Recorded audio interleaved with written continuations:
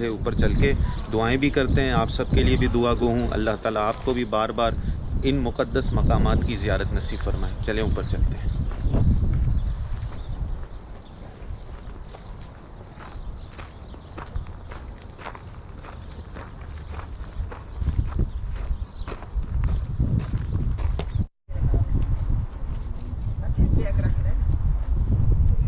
इस वक्त मैं गारे सजदा के पास मौजूद हूँ। ये पूरा इलाका जो है खंदक का इलाका है। यहाँ पर गज़वा खंदक हुई थी और अल्हम्दुलिल्लाह मैं उस गार के पास मौजूद हूँ जिसे गारे सजदा कहते हैं। यहाँ पर आका अलैहिस्सलातु वस्सलाम ने सजदा फरमाया था और यहाँ पर हमें भी नमाज़ पढ़ने की सआदत मिल रही है।